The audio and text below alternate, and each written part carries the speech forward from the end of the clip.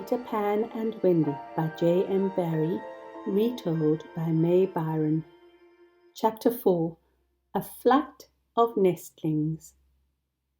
When Peter told Wendy the way to his address in the Neverland, second to the right and straight on till morning, he was just saying the first thing that came into his head.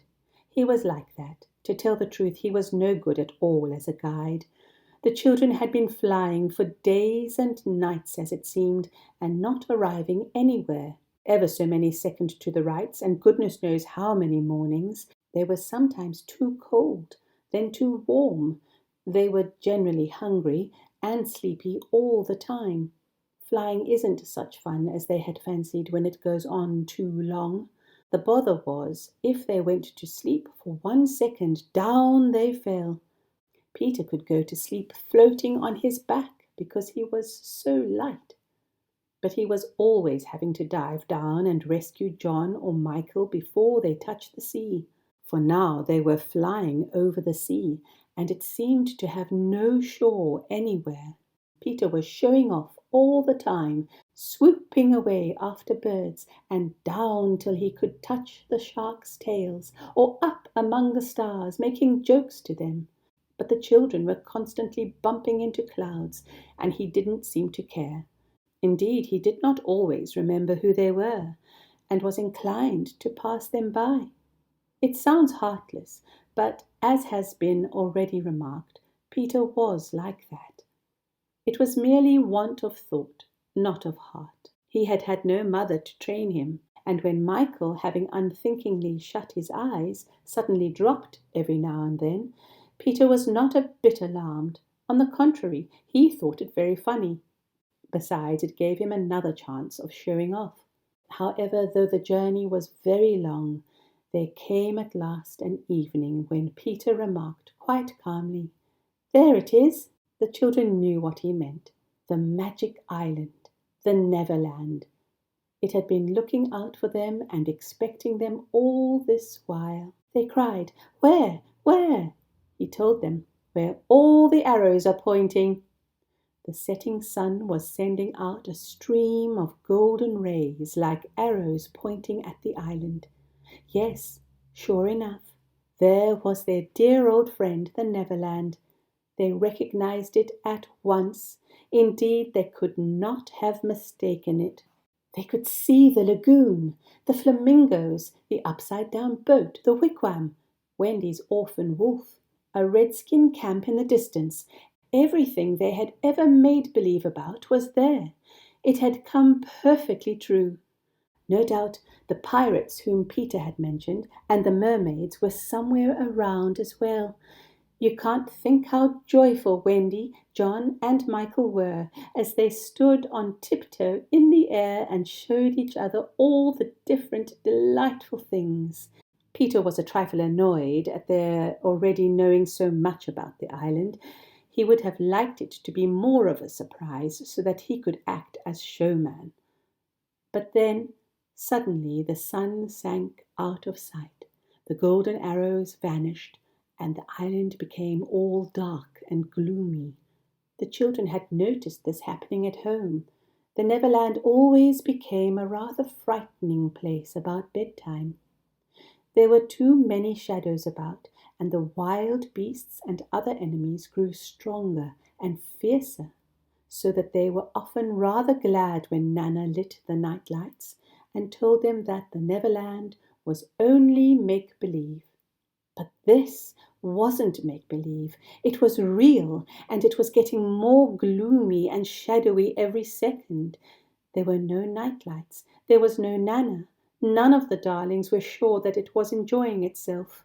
Peter, however, was enjoying himself finely. He was no longer careless and forgetful, but full of excitement and wanting to fight. And it was now so difficult to move through the air, just as if somebody or something was pushing them back. Off and on, Peter beat his way with his fist, as if against unseen enemies. "They don't want us to land," he said. Wendy asked him in a whisper, "Who are they?" But he made no answer. He wakened Tinkerbell, who had been asleep on his shoulder, and made her go on in front. Then he began to listen intently, poised in the air with his hand to his ear, or he would stare down with eyes like gimlets.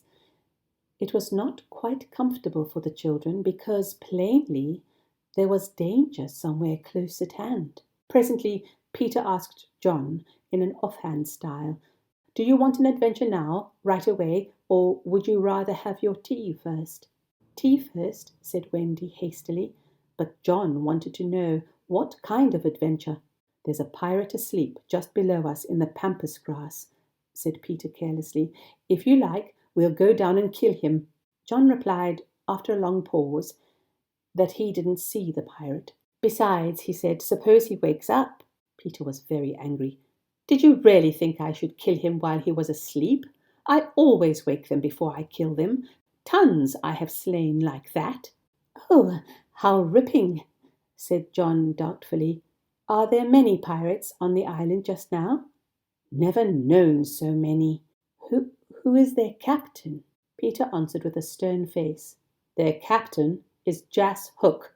Then Michael started blubbing, and John felt choky and gulpy, for they had heard of Hook, the worst pirate of all, a most terrible man to meet, and they wished they had not been so venturesome as to take flight to the Neverland with Peter.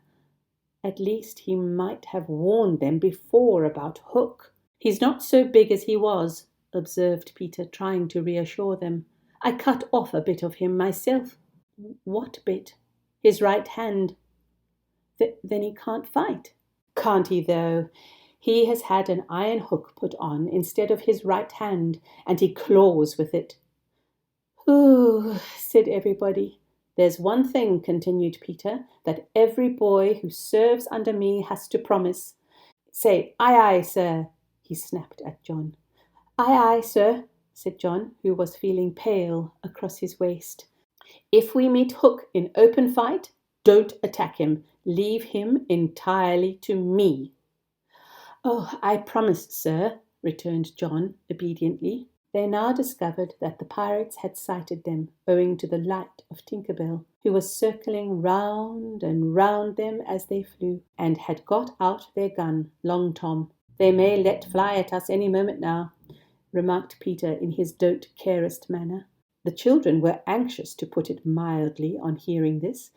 They begged Peter to send Tinkerbell away, but he refused. "She is rather frightened," he said. "She thinks we have lost the way." "You don't think I would send her away all by herself when she is frightened?"